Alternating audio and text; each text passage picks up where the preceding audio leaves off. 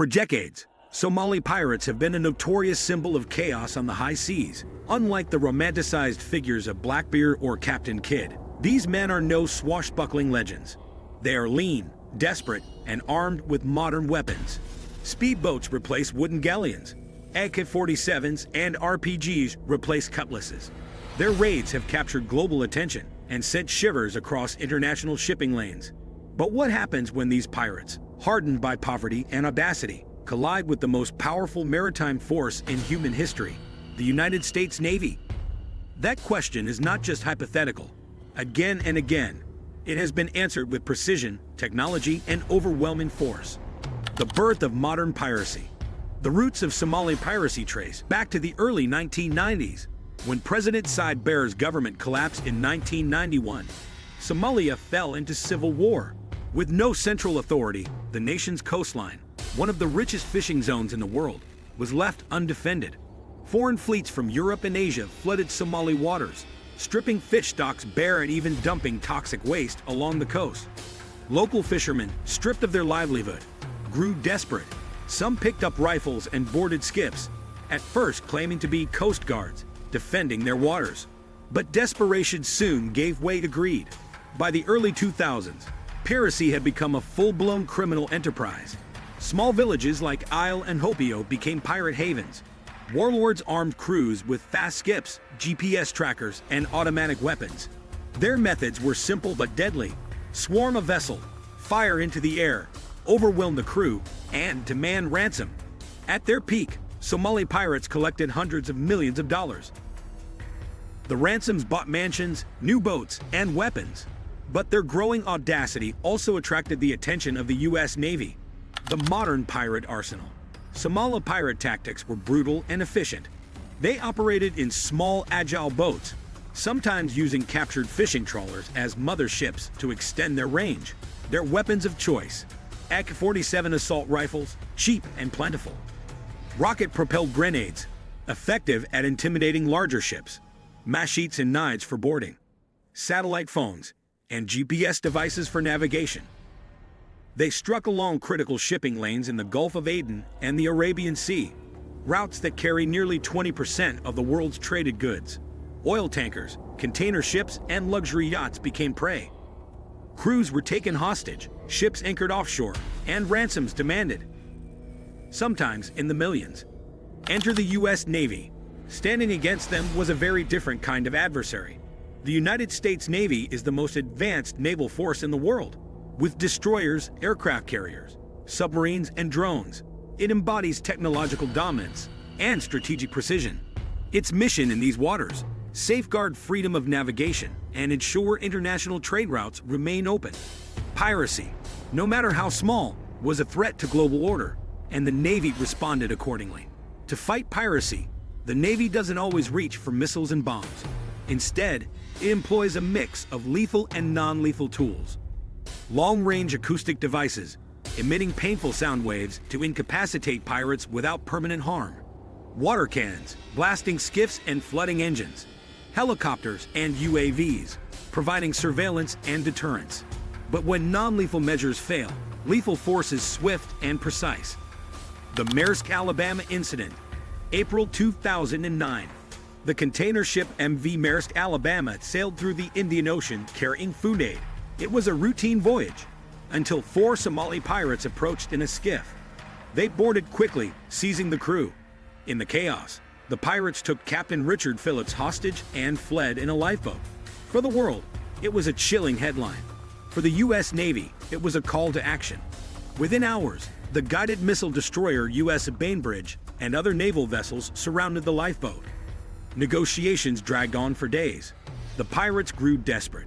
The standoff threatened to spiral into tragedy. Then, on April 12th, U.S. Navy SEALs acted.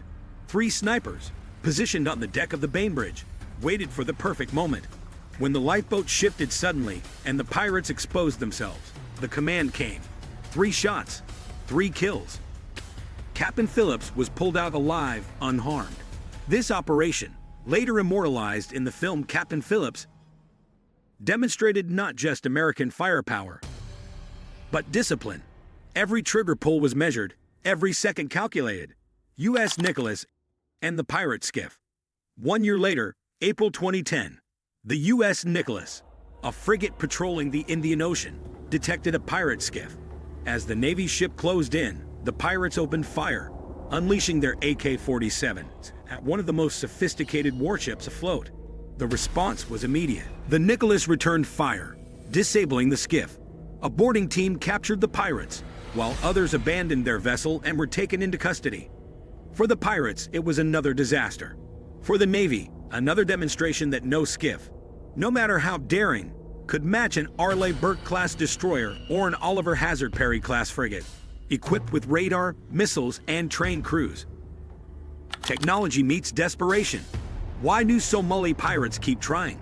The answer lies in desperation. Poverty, instability, and the lure of millions drive men into dangerous waters. But their outdated tactics, wooden skiffs, cheap rifles, cannot stand against the Navy's modern arsenal. Arleigh Burke class destroyers, with their Aegis combat system, can track and neutralize multiple threats at once. Virginia-class submarines lurk unseen, projecting power from beneath the surface. Surveillance drones like the MQ-9 Reaper map every movement from the sky. And then there are the cutting-edge vessels. The U.S. Naval, a stealth destroyer nearly invisible to radar, designed for versatility. Soon, the Navy will field hypersonic weapons capable of striking at over Mach 5, further extending its dominance. Against this, pirates armed with AK-47s are outmatched. Every encounter underscores the disparity between desperation and discipline. International cooperation. The fight against piracy isn't America's alone. Organizations like the International Maritime Bureau track incidents, while the United Nations Convention on the Law of the Sea provides the legal framework for action. Multinational naval task forces, such as Combined Task Force 150 and Combined Task Force 151, patrol high-risk waters. European, Asian, and Middle Eastern navies join the U.S. in coordinated patrols, surveillance, and intelligence sharing. These collaborations remind the world that piracy is not just Somalia's problem, but a global one. Ethical warfare at sea. Modern maritime security isn't only about firepower, it's about restraint. The Navy often faces split-second decisions: when to fire, when to deter, when to de-escalate. Non-lethal tools like LRADs and water cannons allow sailors to repel pirates without bloodshed when possible. This balance, deterrence without escalation, is part of the Navy's ethos. It ensures freedom of navigation while minimizing unnecessary conflict. The stakes of maritime security. Why does it matter? Because the oceans are the arteries of the global economy.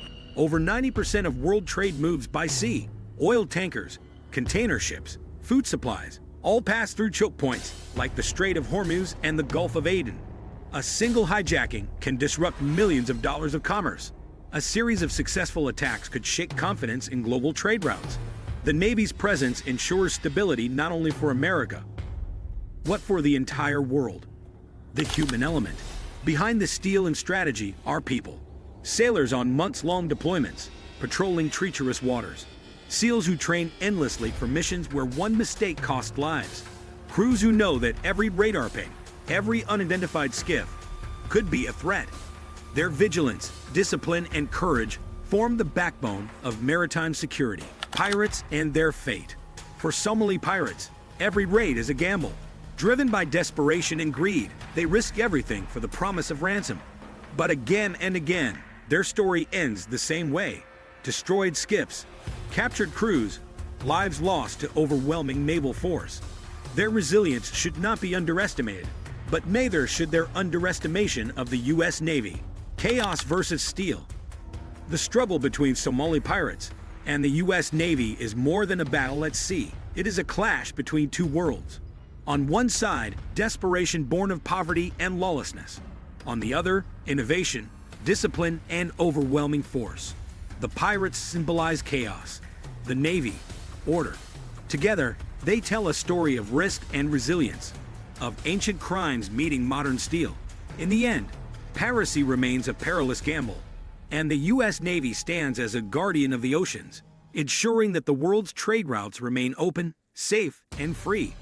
If this story gave you a deeper look into the hidden battles of the sea, consider supporting the work that brings them to light. Like this video, subscribe to the channel, and share it with others.